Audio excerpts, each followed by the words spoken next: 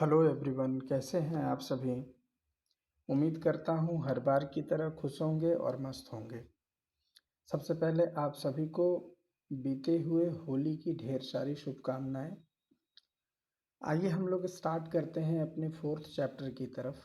और देरी के लिए मैं माफ़ी चाहूँगा, कुछ पर्सनल इश्यूज़ के कारण देरी हुआ है, लेकिन कोशिश करूँगा कि एग्ज़ामिनेशन से एक दिन पहले मैं आपके सारे सिलेबस विथ एमसीक्यू कंप्लीट करा दूँ।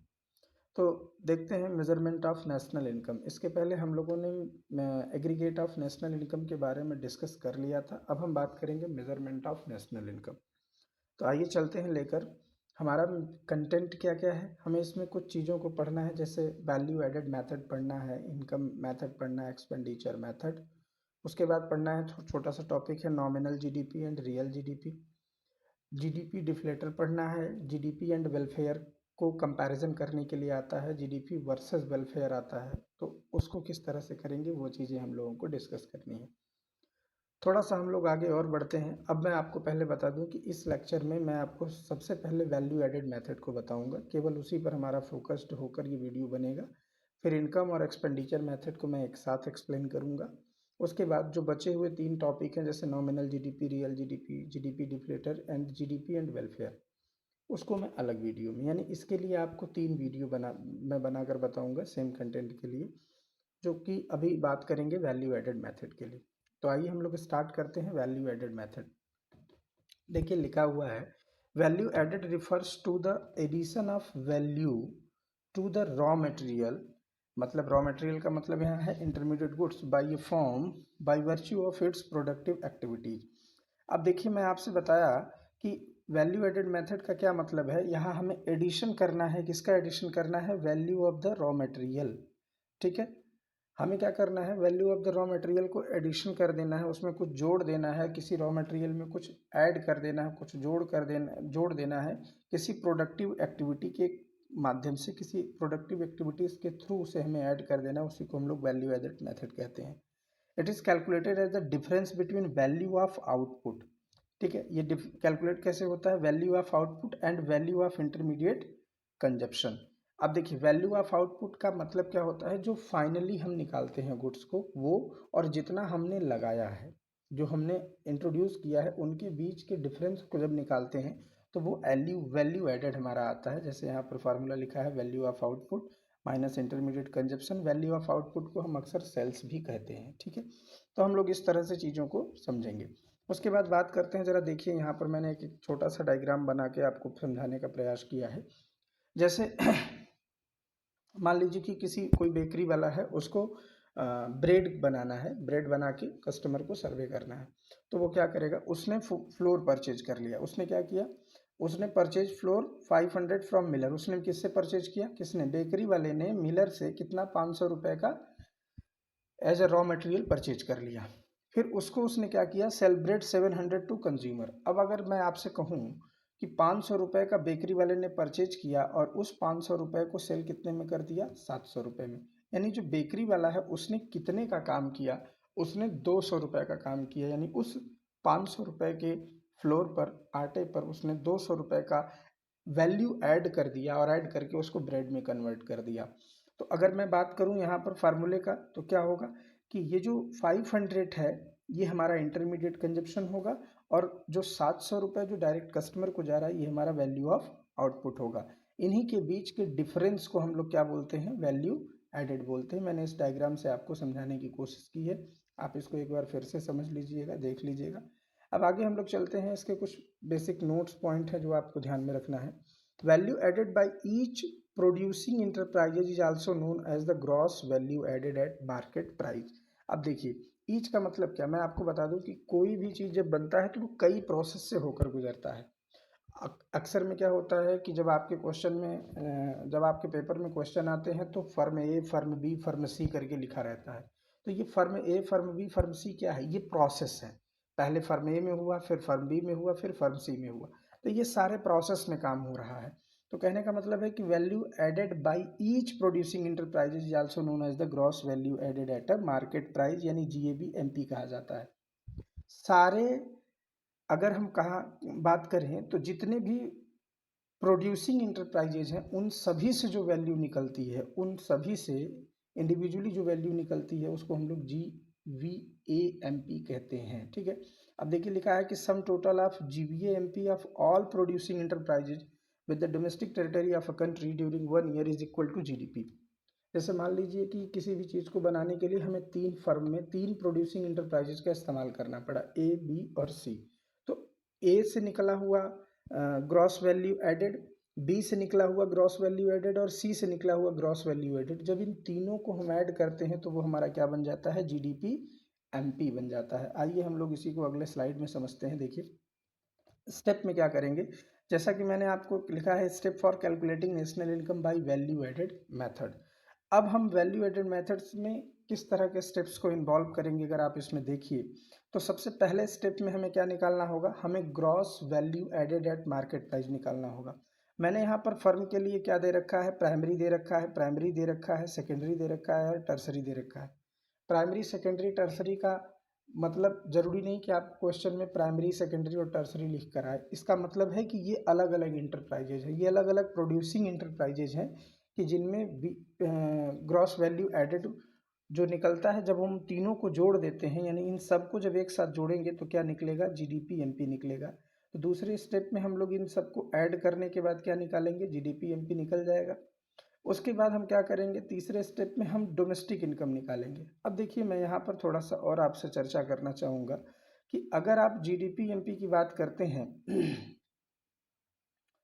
तो देखिए GDP-MP से आपको डोमेस्टिक इनकम निकालना है, यानी GDP-MP से आपको NDP-FC पर जाना है। तो पिछले लेक्चर की बात मैं करूं, यानी कहाँ से कहाँ पर जाना है, मैं अगर यहीं पर आपको बता दूं, GDP-MP से हमको कहाँ जाना है, NDP-FC पर जाना है, NDP-FC पर जाना है। ठीक है, तो आप देखिए G से N पर जाना है, ग्रॉस से N पर जाना है, मतलब ये देखिए कनेक्शन ग्रॉस से N पर जाना है। अब आप याद करिए, जब आपको ग्रॉस से नेट पर जाना होता है तो आप क्या करते हैं, माइनस डेप्रिसिएशन करते हैं। फिर डोमेस्टिक से डोमेस्टिक पर जाना है, कोई दिक्कत नहीं, प्रोडक्ट से प्रोडक्ट पर जाना है, कोई दिक्कत नहीं, लेकिन मार्केट प्राइस से फैक्टर कॉस्ट पर जाना है तो क्या करते हैं, -NIT कर देते हैं। NIT का एक और फार्मूला होता है subsidy, indirect tax minus subsidy. तो अगर GDP-MP निकल गया तो हम डोमेस्टिक इनकम निकाल लेंगे, और अगर डोमेस्टिक इनकम निकल गया तो क्या हम नेशनल इनकम नहीं निकाल सकते, आराम से निकाल सकते हैं। अब हमें NDP-FC से कहाँ जाना है, NNP-FC पर जाना है। तो मैं आपको बता दूं इसमें एक ही चीज़ का अंतर है, NDP-FC और NNP-FC में केवल NFIA, अगर NFIA का अंतर है, net factor income from abroad का अंतर है। तो डोमेस्टिक इनकम में अगर हम net factor income from abroad को ऐड कर दें तो हमारा नेशनल इनकम कैलकुलेट हो जाएगा। अब यहाँ पर मैं थोड़ा सा आपको एक और बात बताना चाहता हूँ, क्या कि अगर आप चाहें तो इस GDP से डायरेक्ट ये निकाल सकते हैं, GDP-MP से डायरेक्ट आप ये निकाल सकते हैं, क्या, ग्रॉस से नेट पर जाने के लिए माइनस डेप्रिसिएशन, डोमेस्टिक से नेट पर जाने नेशनल पर जाने के लिए प्लस NFIA, प्रोडक्ट से प्रोडक्ट पर जाने के लिए कोई चेंज नहीं, मार्केट प्राइस से फैक्टर कॉस्ट पर जाने के लिए -NIT। तो आपके पास अगर डोमेस्टिक इनकम निकालना नहीं चाहते, क्वेश्चन में नहीं दिया है, तो आप डायरेक्ट GDP-MP से डायरेक्ट आप NNP-FC निकाल सकते हैं, अगर आपके पास परफेक्ट डेटा अवेलेबल है तो ये हमने आपको बताया वैल्यू एडेड मेथड का इस्तेमाल किस तरह से करेंगे। ठीक है, अब हम लोग थोड़ा सा आगे की तरफ मूव करते हैं। ठीक है, अब देखिए प्रिकॉशन क्या होता है, वैल्यू एडेड मेथड के को देखते समय हमें क्या क्या प्रिकॉशन लेने चाहिए। तो वैल्यू एडेड मेथड को कैलकुलेट करते समय प्रिकॉशन क्या लेना है, पहला प्रिकॉशन है intermediate goods are not be included in the national income. मैंने पहले भी बताया था, जब मैं गुड्स को पढ़ा रहा था तो मैंने कहा था कि इंटरमीडिएट गुड्स को नेशनल इनकम में इंक्लूड नहीं करेंगे। अक्सर पूछा जाता है, 3 नंबर में आता है प्रश्न, मोस्ट इंपॉर्टेंट है, ध्यान देना। Sale and purchase of second hand is not included. कभी भी किसी भी सेकेंड हैंड मटेरियल को जब हम परचेज करते हैं, मटेरियल नहीं, जब किसी भी एसेट्स सेल किसी भी एसेट्स के सेकेंड हैंड पार्ट को जब परचेज करते हैं या सेल करते हैं तो उसे इंक्लूड नहीं करते। मैं कारण बता दूं, क्योंकि वो जो पहली बार खरीदा गया था तभी वो नेशनल इनकम निकालते समय इंक्लूड कर लिया गया होगा। अगर हम इसको फिर से इंक्लूड कर देते हैं तो यानी एक ही वैल्यू को 2 बार इंक्लूड कर देना होता है, इसलिए हम इसको इंक्लूड नहीं करते हैं। उसके बाद production of service for self consumption are not included. अगर आपने किसी भी चीज़ का कोई भी सर्विस, कोई भी प्रोडक्शन सर्विस आपने इस्तेमाल किया किसके लिए, सेल्फ, खुद के इस्तेमाल के लिए, अगर आपने किसी भी चीज़ को प्रोड्यूस किया है तो वो नेशनल इनकम में इंक्लूड नहीं किया जाता। उसके बाद आता है production of goods and service self consumption will be included. अब देखिए यहाँ पर सर्विस, अगर कोई सर्विस सेल्फ कंजप्शन के लिए है तो वो इंक्लूड नहीं होगा, लेकिन अगर कोई गुड्स सेल्फ कंजप्शन के लिए आपने किया है तो वो इंक्लूड होगा। ठीक है, याद रखिएगा, दो चीज़ें बहुत डिफरेंस है। मैं एक बार फिर से आपको क्लियर करके बता दूं क्या, कि अगर कोई सर्विस आपने सेल्फ कंजप्शन के लिए किया है तो सर वो इस्तेमाल नहीं होगा, मतलब नेशनल इनकम में इंक्लूड नहीं होगा। लेकिन अगर आपने गुड्स को प्रोड्यूस किया है सेल्फ कंजप्शन के लिए तो विल बी इंक्लूडेड, वो इस्तेमाल मतलब इंक्लूड होगा, नेशनल इनकम में इंक्लूड किया जाएगा।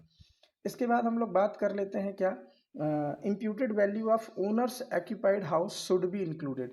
अगर कोई वैल्यू है जो ओनर्स ऑक्यूपाइड किया गया है, ओनर्स के हाउस को ऑक्यूपाइड किया गया है प्रोडक्शन के प्रोसेस के लिए, तो उसको भी हम लोग क्या करेंगे, इंक्लूड करेंगे वैल्यू एडेड में। उसके बाद change in stock goods will be included.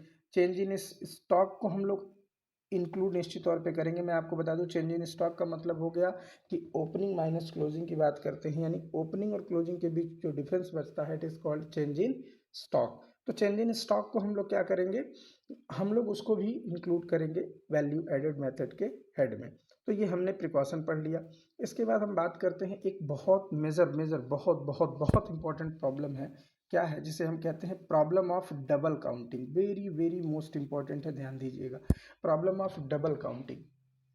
इससे क्वेश्चन आता है, क्वेश्चन पूछ देता है what are the problem of double counting, explain with the help of suitable examples and diagram, examples and tables. ठीक है, तो अब प्रॉब्लम ऑफ डबल काउंटिंग को किस तरह से आप एक्सप्लेन करेंगे, इसको देखिए, ये इस टॉपिक के लिए बहुत इंपॉर्टेंट है। When the value of intermediate goods, होता क्या है, when the value of intermediate goods is also included along with the value of final goods। देखिए, जब भी हम नेशनल इनकम निकालते हैं तो वैल्यू ऑफ इंटरमीडिएट गुड्स के साथ, गुड्स को फाइनल गुड्स के साथ जब हम ऐड कर देते हैं तो वो कहा जाता है प्रॉब्लम ऑफ डबल काउंटिंग। कैसे, मैं बताऊंगा। एक बार फिर से आप समझिए, मैंने कहा कि जब किसी भी नेशनल इनकम को कैलकुलेट करते समय फाइनल गुड्स के साथ इंटरमीडिएट गुड्स को भी इंक्लूड कर दिया जाता है तो उसे हम बोलते हैं प्रॉब्लम ऑफ डबल काउंटिंग। ठीक है, उसके बाद हम लोग बात करते हैं, थोड़ा सा यहाँ पर देखते हैं अगला क्या है, double counting. Double counting refers to counting of an output more than once while passing through the various stage of production. यानी जितने भी स्टेज में प्रोडक्शन हो रहा है उन सभी स्टेज में एक ही वैल्यू को एक से ज़्यादा बार इंक्लूड कर देना भी value of problem of double counting कहा जाता है। ठीक है, अब इसको थोड़ा सा आगे और समझते हैं क्या है वो, जरा देखिए। अब यहाँ एग्जाम्पल आप देखिए, थोड़ा सा एग्जाम्पल आपको फोकस करना पड़ेगा, बिल्कुल फोकस्ड हो जाइए। यहाँ पर मैंने एक एग्जाम्पल बता रखा है, मैं बताऊंगा प्रॉब्लम ऑफ डबल काउंटिंग क्या है, उसको कैसे अवॉइड करेंगे। देखिए, जैसे मैं यहाँ पर एक एग्जांपल लेता हूँ कि हमारे पास क्या है, पहले फार्मर है, मिलर है, बेकर है और कंज्यूमर है। तो मैंने एक एग्जांपल लिया है, आप सबने यही पढ़ा होगा। यहाँ पर कुछ आउटपुट है, आउटपुट में ये सारी वैल्यू दी गई है, वीट है, फ्लोर है, बेकर और कंज्यूमर। अब ज़रा देखिए कि आउटपुट की बात करें तो सबसे पहली बात, वैल्यू ऑफ आउटपुट क्या है, वीट। फार्मर के लिए 500 रुपये, यानी उसने 500 रुपये का वीट प्रोड्यूस किया।